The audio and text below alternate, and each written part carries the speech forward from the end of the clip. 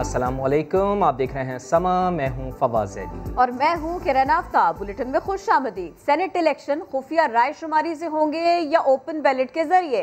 सदारती reference पर supreme court ने election commission को बावर कराया कि वो अपनी जिम्मेदारी को समझे।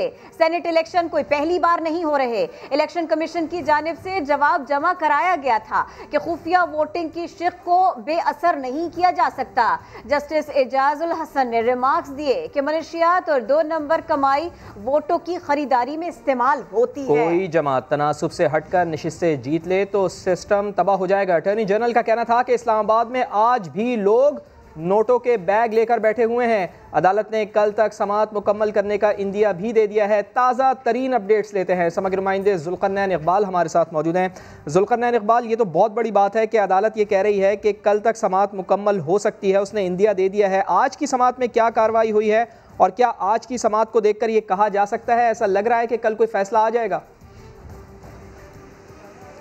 देखिए, सबसे ज़्यादा जो लंबे दलाइल थे वो अटॉर्नी जनरल ऑफ पाकिस्तान के थे, जो कई दिन चलते रहे। अटॉर्नी जनरल ने आज अपने दलाइल मुकम्मल कर लिए हैं। चीफ इलेक्शन कमिश्नर आज लगातार दूसरी मरतबा पेश हुए। इलेक्शन कमीशन के वकील ने भी आज दलाइल दिए, उनके दलाइल भी मुकम्मल हो गए।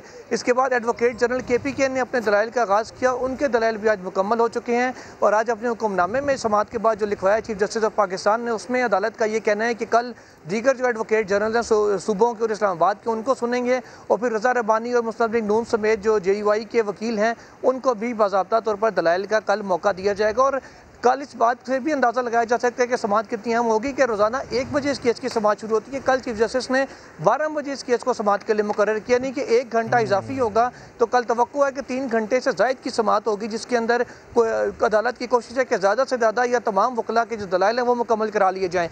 आज अदालत का जो सबसे ज़्यादा जोर था वो मुतनासिब नुमाइंदगी के ऊपर था। अदालत का ये मौक़िफ़ था कि सेनेट इंतखाबात मुतनासिब नुमाइंदगी के तहत होते हैं, यानी कि जिस असम्बली में, जिस सूबाई असम्बली के अंदर पार्टियों के जितने मेम्बरान हैं उनकी जो सीटें सेनेट में बनती हैं उतनी ही मिलनी चाहिए। अगर उससे हट के रिजल्ट आता है तो ये आइन की खिलाफ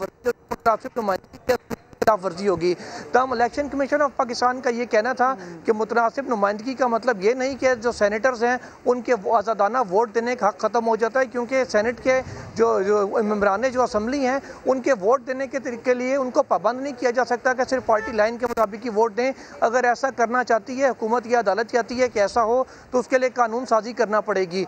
आज फिर बात हुई, जो वीडियो सामने आई थी उसके अटॉर्नी जनरल ऑफ पाकिस्तान ने कहा, उस वीडियो के सामने आने के बाद नए तरीके सामने आ रहे हैं और अभी भी लोग इस्लामाबाद में नोटों के बैग लेकर बैठे हुए हैं। वो उनका नज़र अदालत के ऊपर है कि अगर अदालत ने ये फैसला दे दिया कि ओपन बैलेट के जरिए या ट्रेसेबल बैलेट के जरिए सेनेट का इलेक्शन होगा तो ऐसी सूरत में वो पैसा नहीं फेंकेंगे। अटॉर्नी जनरल ने यह भी कहा कि अब तो वीडियो के बाद से एहतियात इतनी बरती जा रही है कि जो अटॉर्नी जनरल ने कहा, जो मुझे बताया गया है कि लोग जो मिडल मैन है वो बीच में आ रहे हैं कि वो पैसा लेंगे और वोट जो फरोख्त करने वाला उसको पहुंचाएंगे और अपना कमीशन लेंगे। उन्होंने ये भी इंकशाफ किया कि दुबई में पैसा पहुंचाने के लिए अलग से जो मिडल मैन है उन्होंने रेट मुकर्रर कर रखा है। जस्टिस याहिया अफरीदी ने कहा कि अगर मुतनासिब नुमाइंदगी को इतना ही उसके ऊपर जोर देना है तो फिर अगर पार्टी हेड की अगर पॉलिसी के मुताबिक ही चलना है, आज़ादाना सेनेटर वोट नहीं दे सकते तो फिर सेनेट इलेक्शन। अहम समाअत आज भी थी, अहम समाअत कल भी होनी है। ब्यूरो चीफ इस्लामाबाद खालिद अजीम साहब हमको ज्वाइन करें। खालिद अजीम साहब, एक तो अहम तरीन समाअत, दूसरे मामला ये है कि कल इतना वक्त लगाने के बाद ये मामला वाकई नतीजा खेज साबित होगा, वाकई कुछ बहुत अहम हो जाएगा। लेकिन कल अदालत में कल इसका फैसला सुनाना है। कैप्टन बता रहे थे कि 1 घंटा पहले उसकी समाअत शुरू होगी और फिर उसके बाद आगे उस टाइम को एक्सटेंड करने में भी अदालत के ऊपर कोई पाबंदी तो नहीं है कि फलां टाइम जरूर आपने समाअत खत्म कर देनी है।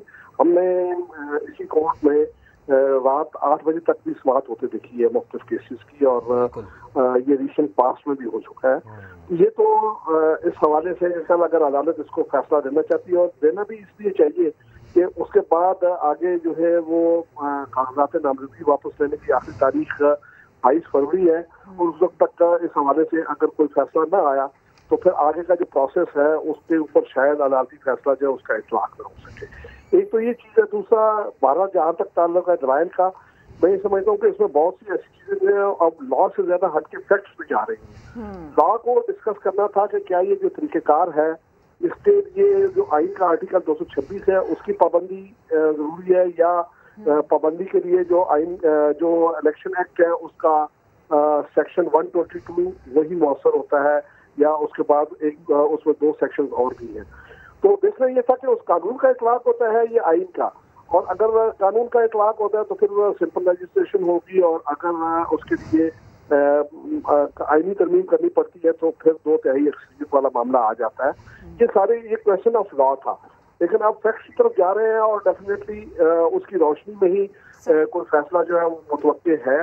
अब तो ये तवक्को की जा रही है कि जिस तरह से आज चीफ जस्टिस ने कहा है कि कल वो इसको एनहांस टाइम में इसकी समाअत करके और उसके बाद इसको जो है वो निपटा देंगे, और इसके बारे में जो ओपिनियन है अदालत की वो चली जाएगी।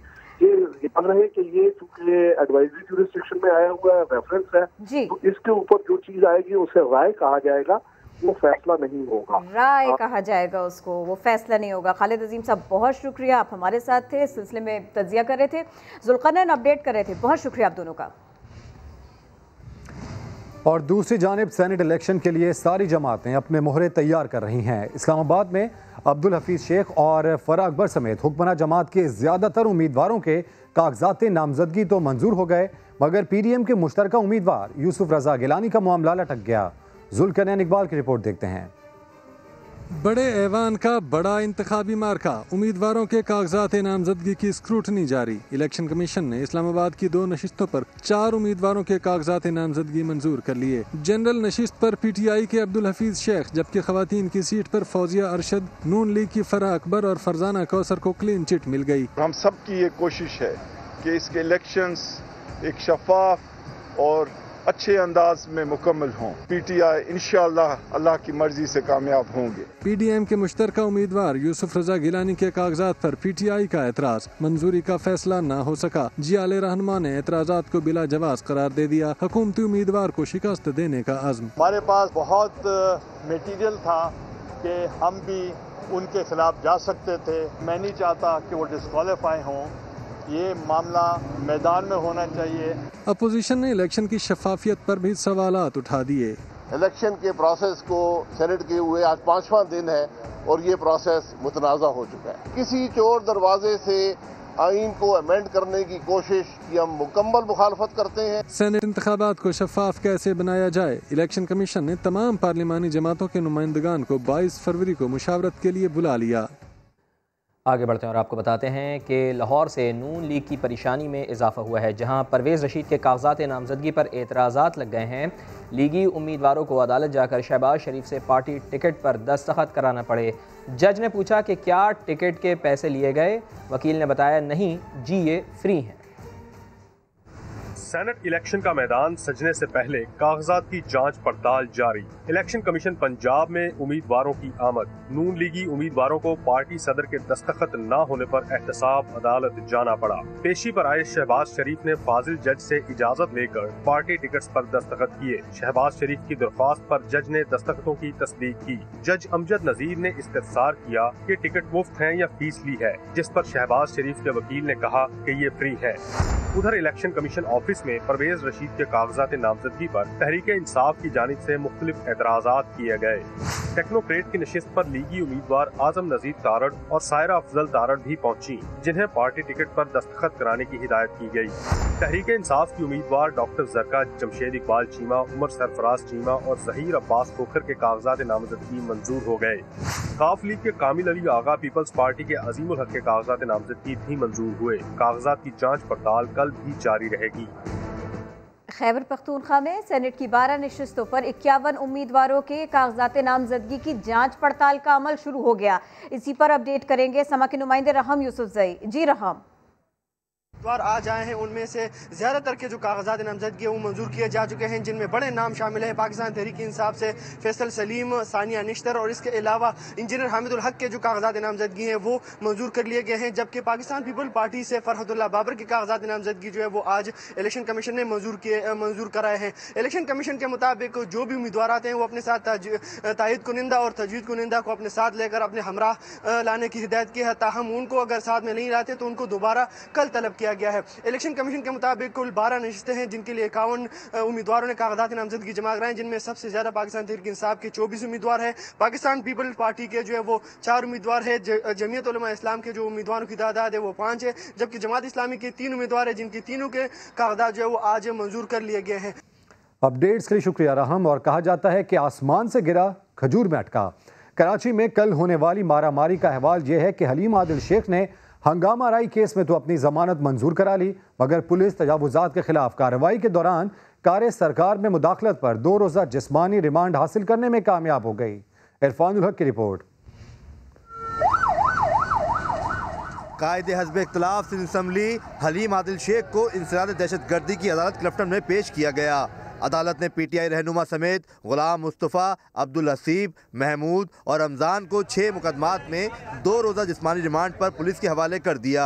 जुडिशल मजिस्ट्रेट मलीर की अदालत में हंगामा राई केस में हलीम आदिल शेख की जमानत मंजूर कर ली गई, जबकि मेमन गोट में तजावुज़ात के खिलाफ ऑपरेशन के दौरान कार सरकार में मुदाखलत केस में 2 रोज़ा रिमांड मंजूर कर लिया गया। अदालत सगोरी ने 2 दिन का रिमांड दिया है और ये कहा है, ऑब्जर्व किया है कि इसको डिटरमाइन किया जाएगा कि ये केस अदालत का ATC का बनता भी है या नहीं बनता। हलीम आदिल शेख का इल्ज़ाम है कि वज़ीर आला सिंध उन्हें कत्ल कराना चाहते हैं। मुराद अली शाह ने कल ये गंदा प्लान किया मुझे असैसिनेट कराने का, मुझे ख़त्म कराने का। सिंध को इन्होंने अपने बाप की जागीर समझी हुई है। सिंध से इनकी बदमाशी, इनकी दादागिरी, इनकी कत्ल वारतगरी ख़त्म करेंगे। मगर PP रहनुमा सईद गनी कहते हैं हलीम आदिल शेख की गिरफ्तारी पर तो PTI के जिम्मेदारान इन्हें टेलीफोन और मैसेजेस करके खुशी का इजहार कर रहे हैं। उन्होंने कहा कि ये शख्स है फसादी है, ये फितना है, ये जहाँ जाता है वहाँ गंद करता है, हमारी भी इज्जत ख़राब करता है। लिहाजा अगर उसने कानून के खिलाफ कोई काम किया है तो कानून के मुताबिक कार्रवाई उसके खिलाफ होनी चाहिए। PTI के अपने लोग बड़े खुश हैं। हलीम आदिल शेख और इनके साथियों पर दर्ज मुकदमात में दहशतगर्दी, कार सरकार में मुदाखलत, हंगामा राई और हवाई फायरिंग के इल्ज़ाम आयद किए गए हैं। वज़ीर आला सिंध मुराद अली शाह कहते हैं कि उन्होंने PS कराची के ज़िमनी इलेक्शन में पुलिस अफसरान को कोई हिदायत नहीं दी हैं। पुलिस अफसरान से राब्तों के सवाल पर मुराद अली शाह ने कहा कि कल वो कराची में नहीं थे, बल्कि फ़ोन की रेंज में भी नहीं थे। पुलिस किसी को नहीं बताती कि किसे गिरफ्तार करना है, किसे नहीं।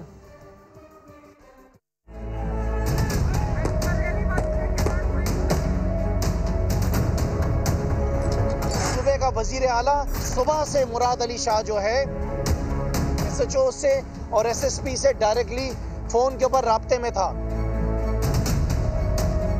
मैं तो था नहीं इधर, तो मैं तो जैसे मैंने बताया कराची से भी बाहर था, फ़ोन के रेंज में भी नहीं था। एक शख्स हथियारों के साथ उधर जाता है, क्या कानून जो है उसको छोड़ दे? जो भी तरीक़ेकार है वो पुलिस करती है। मैं नहीं कहता हूँ पुलिस को कि जाके इसको गिरफ्तार करो, इसको छोड़ दो। देखिए सेनेट का वोट मेंबरान की मर्जी है। मैं किसी PTI के शख्स से राब्ते में नहीं, वो कैंडिडेट्स देखेंगे। कम हो गए, यूं ही लगा वो दिन गए जब बैसाखियों का सहारा था, शहद से इलाज हुआ करता था। आज तो शर्जील इनाम मेमन पुरजोश दिखाई दे रहे हैं। तेज तेज कदमों से इलेक्शन कमीशन जाने लगे हैं। शराब, शहद और शर्जील इनाम मेमन, बीमारी, अस्पताल, बैसाखियां और लड़खड़ाते कदम, ये सब नैब और जेल के दिनों की बातें हैं। आज के शर्जील इनाम मेमन वो नहीं जो बख्तरबंद से वकीलों के सहारे उतरा करते थे। आज पीपल्स पार्टी रहनुमा शर्जील इनाम मेमन वकीलों के साथ नहीं बल्कि सियासी साथियों के हमरा इलेक्शन कमीशन पहुंचे। क्या चाल थी, कैसा एतमाद था, कैसी तमकनत थी? दिन बेहतर हुए या सेहत, या फिर वकील और बख्तरबंद ना रहे, या फिर वो दिन ना रहे जब सवाल हुआ करते थे। वज़ीर-ए-आज़म इमरान खान ने आने वाली नस्लों के लिए शजरकारी मुहिम को ज़रूरी करार दे दिया। इस्लामाबाद में शजरकारी मुहिम की तकरीब से खिताब में कहा, हम पाकिस्तान में ज़मीन पर ही नहीं बल्कि लोगों की सोच में भी तब्दीली ला रहे हैं। आने वाली नस्लों के लिए हमें अपना तर्ज़ ज़िंदगी को बदलना होगा। हुकूमत आपके साथ मिलकर पूरे पाकिस्तान को हरा भरा कर देगी। पाकिस्तान में एक तब्दीली लेके आ रहे हैं, ज़मीन पे भी और सोच पे भी। आने वाली हमारी नस्लों के लिए ज़रूरी है कि हम अपना जो लाइफ स्टाइल बदलें, इस तरह अपनी ज़िंदगी गुजारो, क्योंकि आपने कल मर जाना है। तो आखिरत के लिए आज से सोचो कि आपने अपने अमाल कैसे ठीक करने, लेकिन इस दुनिया के लिए ऐसे जियो कि आपने 1000 साल जिंदा रहना है। सोचें कि आज जो हम कर रहे हैं अपने मुल्क से 50 साल में हमारी आने वाली नस्लों को फायदा होगा या नुकसान होगा। बदकिस्मती से पिछले 70 साल में हमने ना अपनी आखिरत की फिक्र की और ना ही हमने ये सोचा कि जिस बेदर्दी से अपने दरख्त काट रहे हैं इसका हमारे आने वाली नस्लों के ऊपर क्या नुकसान होगा। अब हमारा जो टारगेट है 10 अरब दरख्त लगाने का, ये वक्त है जो यूथ है पाकिस्तान अपने मुस्तकबिल को अपने हाथ में ले। और इस्लामाबाद में एहतजाज पर बैठे लापता अफराद के अहल खाना के पास मरियम नवाज़ पहुंची, मगर मीडिया के सवालों में फंस गई। पूछा, आप हुकूमत को रास्ता बता रही हैं, आपके दौर में क्या रुकावट थी? मरियम नवाज़ कहने लगी, इन मामलात को नहीं जानती, दूर से देखा है, मजबूरियाँ होती हैं। सहाफ़ी ने फिर पूछा, आपके दौर में अहल खाना की दिलजोई क्यों ना हुई? मरियम नवाज़ ने जवाब दिया, आमना जंजुआ पर पर्चा कटा था, मगर उस वक्त के वज़ीर आज़म ने वापस ले लिया। आज आप हुकूमत को दिखा रही हैं, ये आपके वक्त भी ये ऑप्शंस खुले हुए थे, तो आपके रास्ते में रुकावट क्या चीज़ थी? मैं इन मामलात को नहीं जानती। मैं ये ज़रूर समझती हूँ क्योंकि मैंने दूर से देखा है, मजबूरियाँ हैं, होती हैं, लेकिन फ़र्ज से बड़ी मजबूरी नहीं होती। मुझे आज भी वो दिन याद है। क्या हो सकी? नहीं, अभी उन्होंने बताया, अभी उन्होंने आपके सामने बताया कि आमना साहिबा के ऊपर, जंजुआ साहिबा के ऊपर पर्चा कटा, उनको घसीटा गया और उस वक्त के प्राइम मिनिस्टर ने फ़ौरन उसको वापस किया। ये तो कर सकते हैं ना। बोलो फैसलाबाद में बात करते हैं टूट फूट का शिकार सड़क की। ये सतियाना की सड़क है, यहाँ जगह जगह गड्ढे पड़े हैं। ये शहरियों की मुश्किलात बढ़ा रहे हैं और हादिसात यहाँ मामूल बनते जा रहे हैं।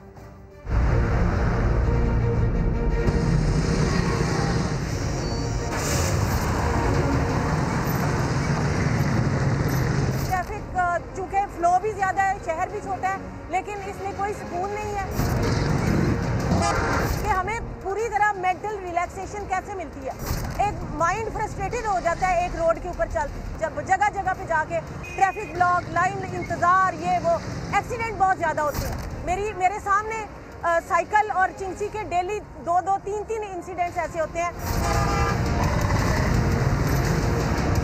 तो ये सब चीज़ें जो हैं ये कब ख़त्म होंगी? हम नए पाकिस्तान से तवक्कुआत रखते हैं, खुदारा इन मसाइल को हल किया जाए। और ये एक बेसिक चीज़ है, ये कोई इतनी बड़ी इकोनॉमी इसमें नहीं लगती है। और जहाँ बिला वजह पैसा खर्च हो रहा है, जिसका आवाम को कोई सहूलत ही नहीं है, उसका हमें कोई फ़ायदा नहीं। हमारी डेली रूटीन की जो मुश्किलात हैं वो दूर की जाए और टूटी हुई सड़कों की मुरम्मत की जाए। पाकिस्तान पीपल्स पार्टी एक तरफ ज़िमनी इंतखाबात में जीत का जश्न मना रही है, तो दूसरी जानिब बदीन की अदालत ने साबिक़ सेनेटर यास्मीन शाह को जाली डिग्री केस में 2 साल कैद और 5000 रुपये जुर्माने की सज़ा सुना दी है। यास्मीन शाह परवेज़ मुशर्रफ दौर में पाकिस्तान पीपल्स पार्टी की सेनेटर थीं। पीपल्स पार्टी एक तरफ ज़िमनी इंतखाबात में जीत का जश्न मना रही है और दूसरी जानिब बदीन की अदालत ने साबिक़ सेनेटर यास्मीन शाह को जाली डिग्री केस में 2 साल कैद और 5000 रुपये जुर्माने की सज़ा सुना दी। आपको याद दिला दें, यास्मीन शाह मुशर्रफ दौर में पीपल्स पार्टी की सेनेटर थी। सरबराह पीएसपी मुस्तफ़ा कमाल का कहना है कि पीपल्स पार्टी कराची वालों से तासुब बरत कर उन्हें महाजिर सियासत की जानिब धकेलना चाहती है, लेकिन पीपल्स पार्टी वालों का ये ख्वाब हरगिज़ पूरा नहीं होगा। एक नौकरी नहीं दी, पानी छीन लिया, कचरे में शहर को जो है वो डाल दिया। इन तमाम चीज़ों के बावजूद हमने सस्ती शोहरत के लिए हमने मुहाजिर नाम पर सियासत नहीं की। ये जो मुहाजिरों पर भी जो जुल्म हो रहा है, ये सिंधी नहीं कर रहा, ये पाकिस्तान पीपल्स पार्टी कर रही है। सिक्योरिटी फोर्सेस का खुफिया इत्तलात पर शिमाली वजीरिस्तान में ऑपरेशन। ISPR ने बताया, मीर अली में दहशतगर्दों के मुश्तबा ठिकानों को निशाना बनाया गया। ऑपरेशन में अलीम खान खुशहाली ग्रुप के 3 दहशतगर्द मारे गए। दहशतगर्द सिक्योरिटी फोर्सेस पर हमले, टारगेट किलिंग और अगवा बराए तावान में मुलव्विस थे। बिल्कुल, सिक्योरिटी फोर्सेस का खुफिया इत्तलात पर शिमाली वजीरिस्तान में ऑपरेशन। ISPR ने बताया है कि मीर अली में दहशतगर्दों के मुश्तबा ठिकानों को निशाना बनाया गया है। ऑपरेशन में अलीम खान खुशहाली ग्रुप के 3 दहशतगर्द मारे गए हैं। दहशतगर्द सिक्योरिटी फोर्सेस पर हमले, टारगेट किलिंग और अगवा बराए तावान में मुलव्विस थे। हुकूमत मिनी बजट लाने का कोई इरादा नहीं रखती। वज़ीर-ए-आज़म के मुआविन खुसूसी बराए रेवेन्यू डॉक्टर वक़ार मसूद का दावा। समा के नुमाइंदे शकील अहमद को खुसूसी इंटरव्यू में कहा, IMF प्रोग्राम बहाल होने से बैरूनी माली वसाइल हासिल करने में आसानी होगी। मौजूदा माली साल का 4,963 अरब का टैक्स हदफ हासिल कर लिया जाएगा। मिनिब्रा का ख्याल नहीं है। इकॉनमी आहिस्ता आहिस्ता उठ रही है। जनवरी में 13% का इजाफा मिला। नेट टैक्सेस की बात कर रहा हूँ, दुगने रिफंड्स भी दिए हैं। फरवरी भी हम इंशाअल्लाह ताला अच्छा करेंगे और आगे 4 महीने जो आ रहे हैं उसमें तो हमारी कारकर्दगी बहुत अच्छी रहेगी। आपने LSM की कारकर्दगी देखी कि वहाँ से 11.5% की ग्रोथ है। फंड से ये प्रोग्राम होगा तो उससे भी मुस्बत असरात पड़ेंगे। अगर स्मगलिंग में मुलव्विस हैं, अंडरग्राउंड इकोनॉमी का हिस्सा है, आप उनके साथ काम ना करें, तभी जो है मुल्क के अंदर डॉक्यूमेंटेशन होगी। किसी में कोई रास्ता नहीं है। आपको जाना होगा, इस सारे मुल्क को इसी तरफ जाना होगा। सीमेंट, शुगर, सिगरेट्स और फर्टिलाइजर, कैमरे भी लग रहे हैं उनके अंदर, और ये आंखें हमारी जाके लग जाएंगी तो हमें आसानी होगी देखने में। लेकिन जिनको नोटिस गए उन्होंने भी हमको जवाब दे दिया। 8,30,000 के करीब, उनमें से 3 लाख वापस आ चुके हैं। और बस हम तो कंप्लायंस चाह रहे हैं। विद होल्डिंग टैक्सेस का नंबर बहुत कम कर रहे हैं, कोई 40 के करीब हम खत्म करना चाहते हैं। पहले 20 कर देंगे। टैक्स था शादी वगैरह कराने के खर्चे वगैरह, उनको हम कम कर रहे हैं। 10 करोड़ का जो डिस्टिंक्ट CNIC के साथ जिनके पास मोबाइल फ़ोन है, वो डेटा हमारे पास है। अगर लोग कंप्लाई नहीं कर रहे हैं, उनमें से वो लोग जो जिनके ज़्यादा खर्चे हैं, तो हम उनसे दरख्वास्त करेंगे कि भाई आप आइए नेट के अंदर। वफाकी हुकूमत की जानिब से मुल्क के मुख्तलिफ शहरों में बेघरों के लिए पनाह गाहें कायम कर दी गईं, लेकिन यहाँ बेसहारा लोगों को किस तरह की सहूलतें दी जा रही हैं, ये सवाल है। इसी का जवाब तलाश करेंगे यासिर हुसैन की रिपोर्ट में।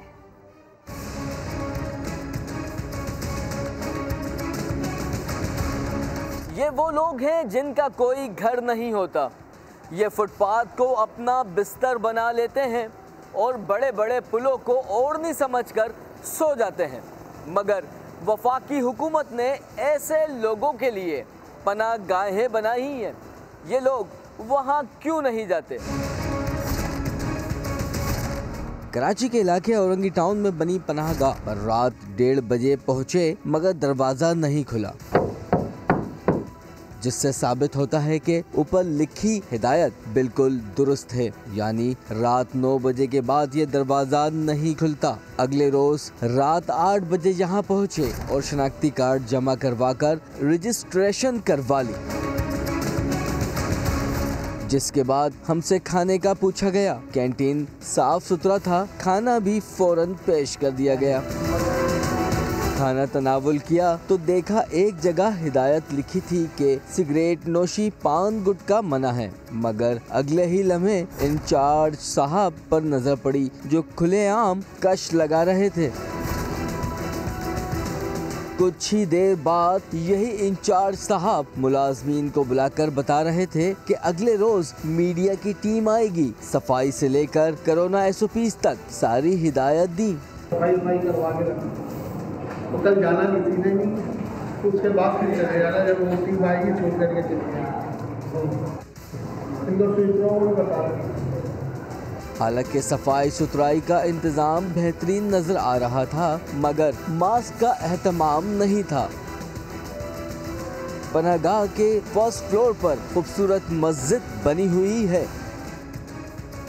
दूसरी मंजिल पर आराम गाहें बनाई हुई हैं, मगर यहाँ तकरीबन तमाम ही बेड्स खाली थे।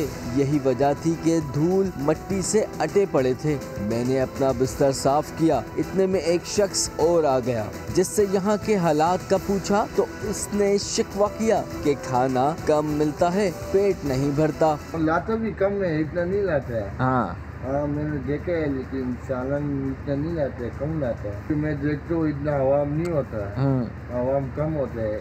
नाश्ते में एक पराठा, जरा से छोले, मुख्तसर हलवा और एक कप चाय मिली। तो फिर नौजवान की रात की बात याद आ गई। एक पराठा, थोड़ी सी हलवा और छोला और एक कप चाय।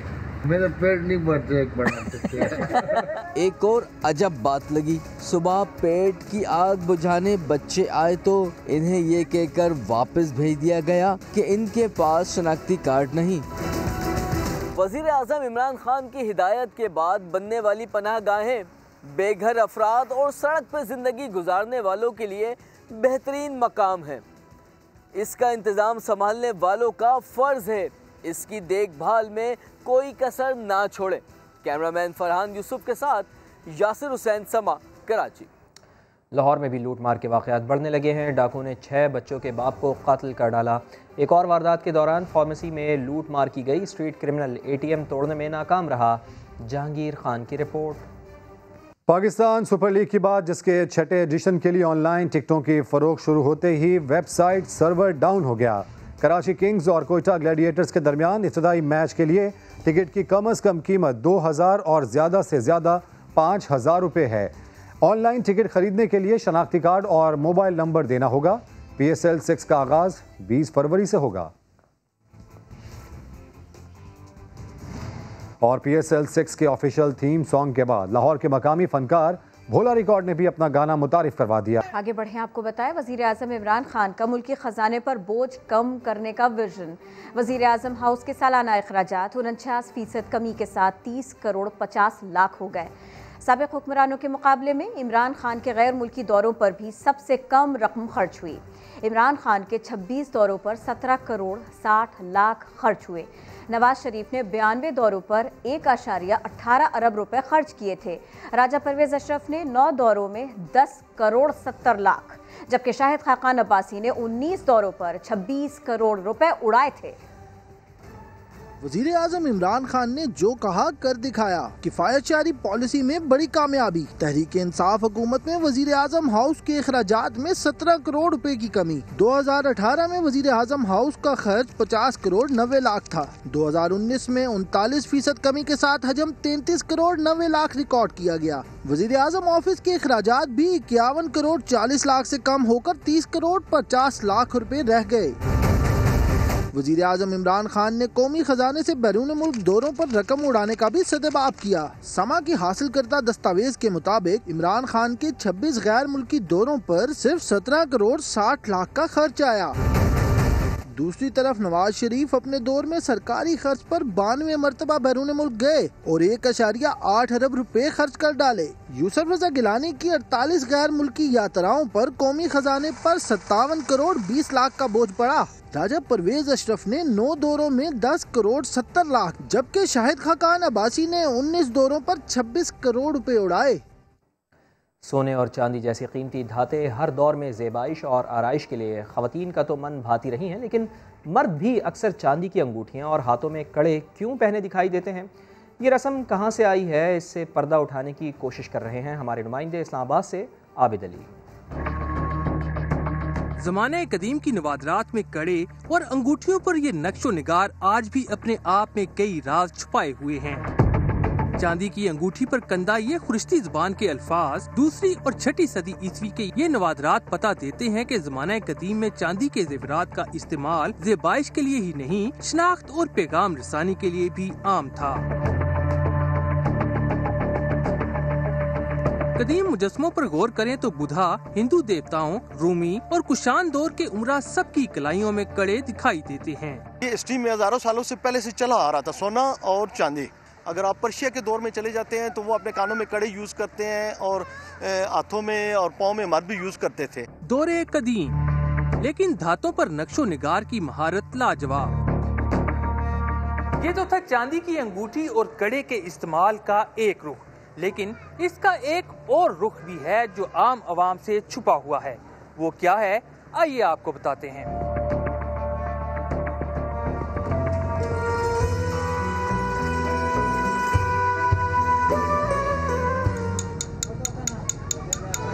ये बाजार सजा है वफाकी दारुल-हुकूमत में मजार बरी इमाम के बाहर, जहाँ तकरीबन हर दुकान पर चांदी के सादा और नगीने जड़े कड़े, अंगूठियाँ और मुख्तलिफ तावीज़ात भी मौजूद हैं और उनके अकीदतमंद भी।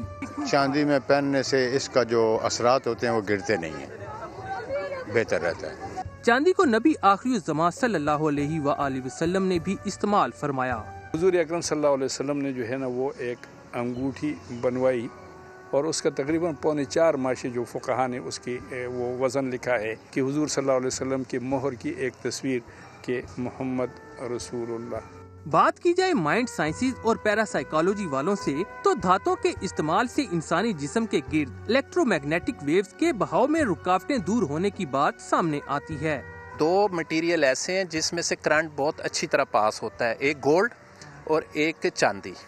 चांदी के बारे में अगर हम मज़ीद रिसर्च करें तो पैरासाइकोलॉजी में और माइंड साइंसेज के अंदर चांदी का बड़ा अहम किरदार रहा है। दुनिया पत्थर के ज़माने से डिजिटल दौर तक का सफर तय कर चुकी, लेकिन हकीकत यही है कि दौर कोई भी हो और तावीलें कुछ भी, सोना चांदी की मांग, अहमियत और अफादियत कम नहीं हुई। जो बॉक्सिंग रिंग में कामयाब होता है सबको नजर आता है, लेकिन उसकी जिंदगी के दुख ये कोई नहीं देख पाता। बिल्कुल ऐसी ही एक खिलाड़ी से मिलवा रहे हैं हमारे नुमाइंदे रेहान अहमद।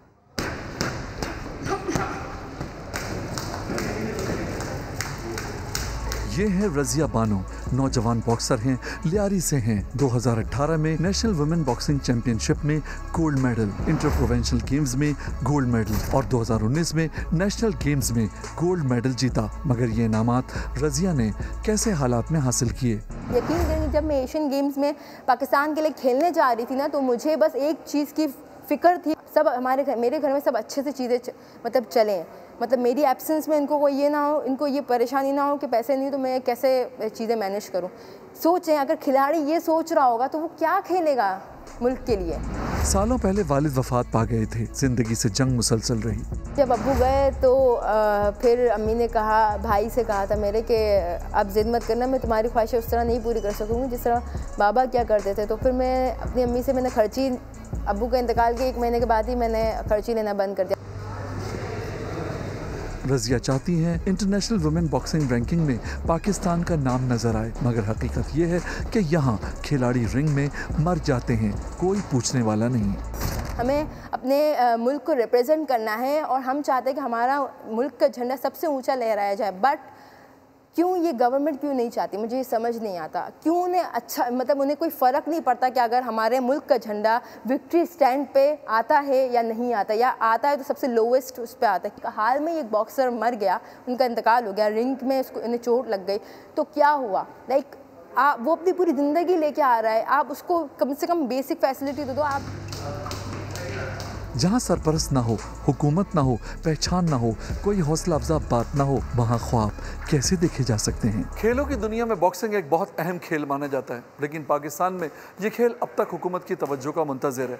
लिहाजा ज़रूरत इस बात की है कि ये तवज्जो इस खेल को फौरी तौर पर दी जाए और इससे मुंसलिक खिलाड़ियों को हर सतह पर तस्लीम किया जाए, ताकि वो और ज़्यादा जज्बे के साथ दुनिया भर में पाकिस्तान का नाम रोशन कर सकें।